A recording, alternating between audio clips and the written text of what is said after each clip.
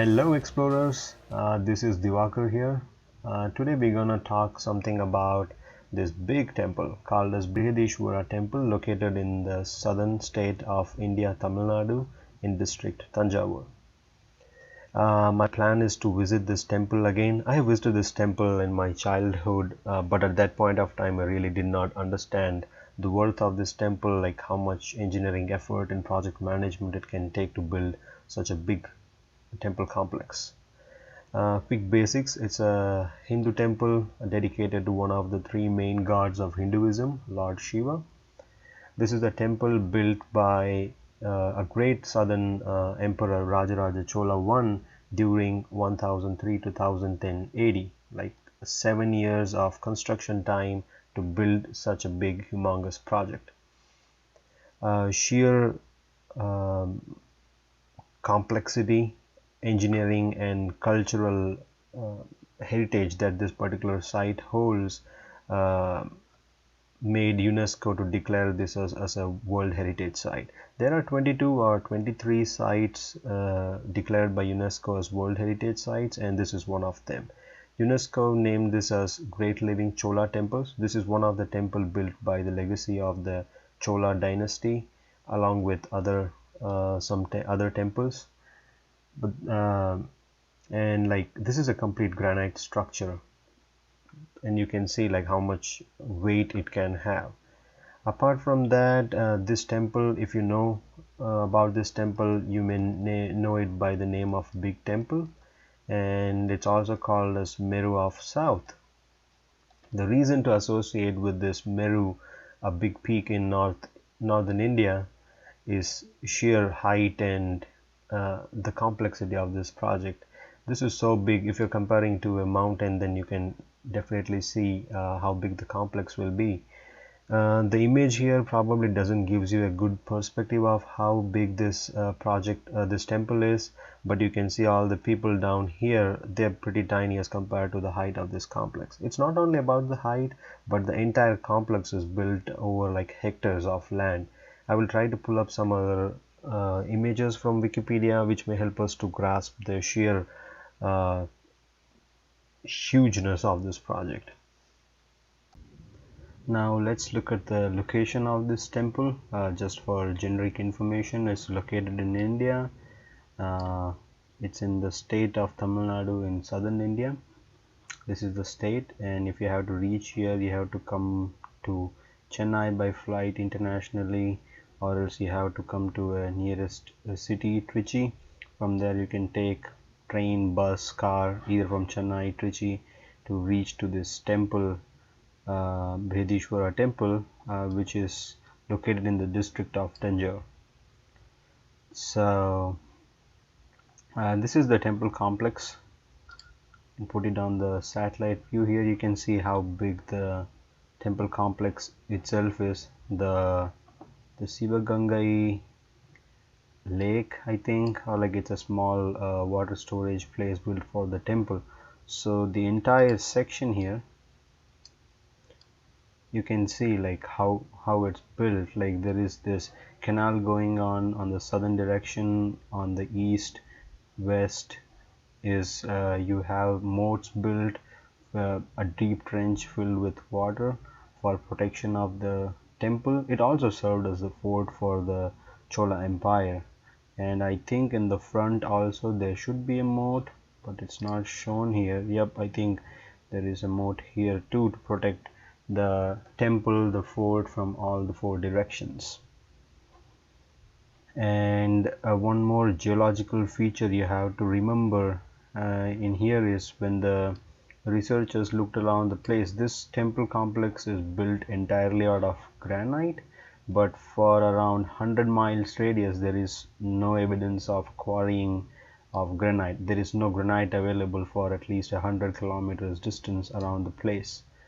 And another key important aspect that we can look is this temple is close to this canal that was built, and the closest river is river Kaveri here, that's up north, and there are various tributaries and all which are connected. So that will come into some advantage, or that those things might have been considered when the temple was built. Now let's look at from the top view what we can see. So this is where the entrance of the temple is. That's where the main Vimana is, like the entrance is there. And then when you come straight, there is a big bull made out of one single granite stone sits here. And then you come straight, that's where the tower is, the main sanctum of the temple is. For getting some more details, what I did is I went to the UNESCO's website just to look and see what were the criterias which were used to claim this particular site and name it as a UNESCO World Heritage Site. You can read these. I'm going to drop up the link there. But one good thing what I got from there is when I looked in the document section, they had a very good plan available for the site. Yep, you can go through this documents, but like I was more looking for this particular plan, which is this one. If you look into this document, you will find the plan. Again, as I was mentioning, on all the four sides we have like moats built for the protection.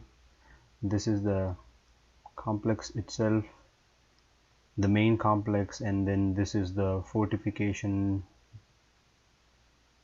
done on all the four sides to protect the main complex. And this is the Shivaganga tank for storing water for the temple purposes. So let's try to understand some of the critical components of this complex. We will also go through some dimensions to just get a feel of how big the complex is. So some of the main components here is the Garbhagriha, which is this thing here, and then we have the Nandi Mandapam, which is this thing, and then we have two main gateways. One is the Kerala Kattan gateway, which is this one, and the other gateway is the Rajarajan Tiruvasal, which is this one. So if we move in this direction, if you're coming in this direction, the next thing we will see is the Garbhagriha, which is this. So first of all, when you enter, you will come through the Kerala Kattan Tiruvasal, and then the Rajarajan Tiruvasal, the Nandi Mandapam, and then the main Gopuram, main Garbhagriha, sorry. So now let's look at the dimensions here. So this is north in this direction, south, that's east and west. From east to west, the main complex dimension is 240 meters, and from north south it's 120 meters. And apart from that, we also saw there is a big fortification around the temple complex. That fortification is almost 450 meter in circumference. Some other dimensions we have to know is the height of these main gateways is almost 30 meters, which is smaller than the height of the Gopuram here. The height of the Gopuram is 65 meter. You can see the clear difference here in between the gateway and the Garbhagriha, the main Vimanas. So usually what happens in a Dravidian architecture is the gateways houses the Gopuram, and the Gopurams are always taller than the Garbhagriha's height. But this is the only temple in South India where the Garbhagriha's height is much taller than the gopuram in the main gateways. And if we see some very ingenious, very unique things about the temple here is the capstone here on top of the main sanctum is a 80-ton solid granite single piece structure, and the Nandi, which is a 20-ton single granite structure, both of them are like single granite structures. And apart from that, the Garbhagriha is built using 13 tiers or levels of squares in a pyramid structure to move up.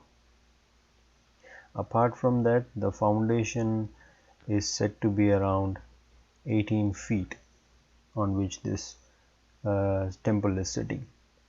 It's been 1000 years for this building, and there has been no inclination of the temple. The temple is just 90 degrees as compared to other western complexes. There have been little bit deviations happening due to earthquakes and all.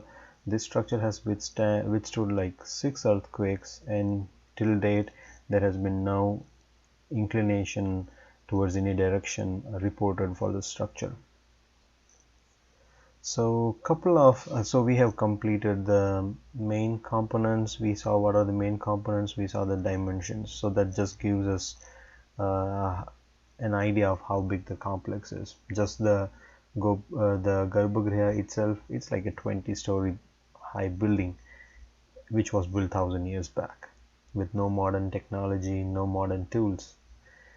And some facts and questions that usually come across when anybody reads about this temple is there is no granite source available around the temple in a radius of 100 kilometers. Where did they get the granite, and how did they move it here? This is the number one question. The second big question is this thing, the capstone is a 80-ton mammoth piece of structure. How did they move on top of this particular structure here? That's completely insane, like how they can do it. One of the famous theory from the Western civilization is what the architect or the engineers might have done at that point of time is completely encircle this with a mountain of mud and then use elephants to move this particular structure, put this on top, and then slowly remove all the mud from this place. Apart from the sheer size and engineering complexity which I was trying to mention before, there are two more unique things about this particular temple. One are the murals called as the paintings. So these are the paintings, if you see, they were recently found like in 1931, but these paintings have withstood all the timeline, like for 1000 years almost they've been there. They've been recently restored though, but you can see these paintings are still there, and the kind of herbs and minerals that were used to provide the colors were astounding. That just shows how much proficient the ancient architects and engineers, the painters were.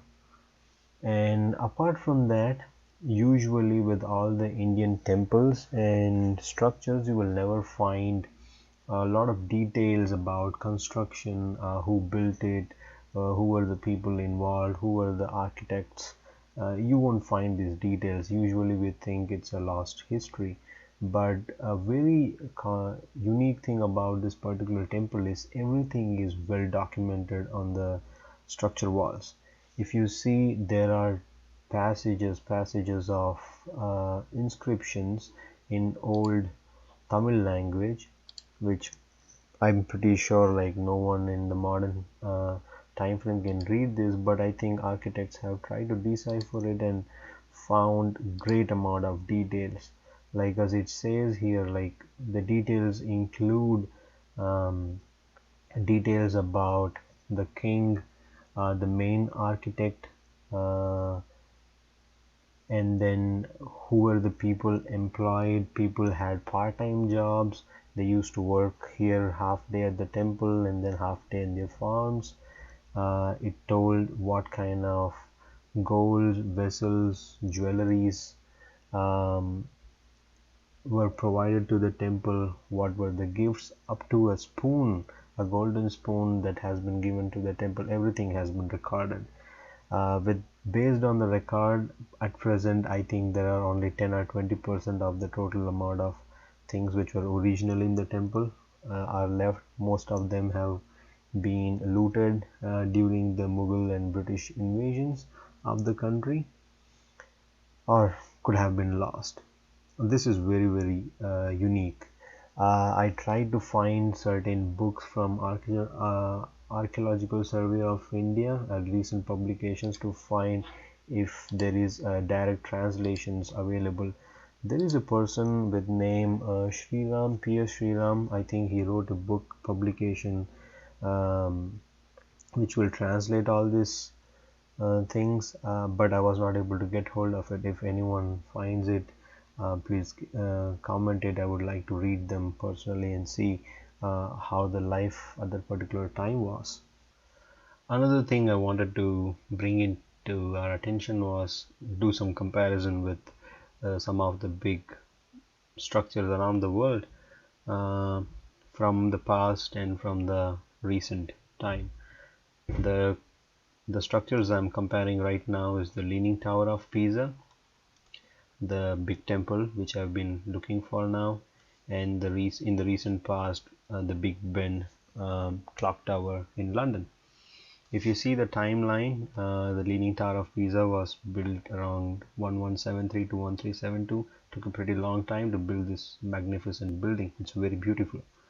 And it took 7 years to build the big temple in Tanjore, and the Big Ben was built in 1859, but I was not able to figure out how much time it took to construct this building. But the most critical item here is the amount of inclination, the measure of inclination or the incline that each of this building is having. Before that, let's quickly go through one quick number. The Leaning Tower of Pisa is 56 meters, and the Big Temple is 63 meters, and the Big Ben, the clock tower, is 96 meters. So coming back to the inclination data, the Leaning Tower of Pisa is inclining by feet, and the Big Ben was recently measured to have an inclination of 9 inch. And why I'm telling about the inclination here is not to tell the fact like the construction of the big temple is superior, but to bring the point how this is my theory, like how the capstone is pretty much helping to have no inclination in the structure. Uh, Two key facts about the big temple is everything is made of granite and granite blocks, and these blocks are intricately interlocked with each other, and that's the reason the entire structure doesn't have any binding material in between the blocks. And to keep it all tight in place, I believe the 80-ton mammoth capstone was placed. The amount of weight that this thing presses on all the blocks is enough to keep everything very perpendicular to the ground surface, and I think that's the reason the big temple has no inclination as compared to some of the other big monuments and structures in the world. So now I just want to go through some of the images with my explorer friends. um, just appreciate the beauty of this structure here with all the intricacy,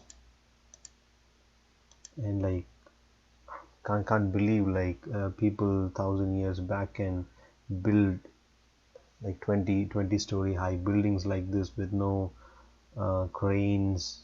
They probably just used animals like elephants, horses, whatever was in their disposal.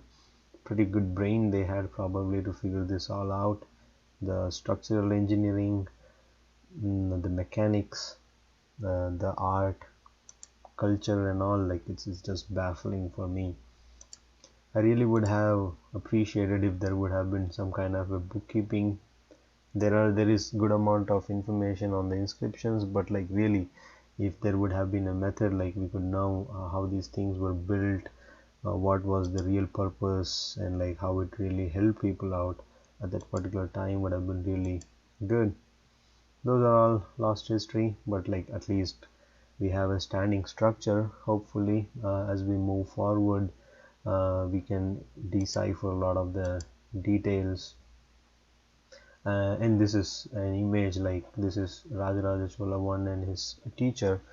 He is an ardent devotee of Lord Shiva and respected his master. So this is what's shown up in this image.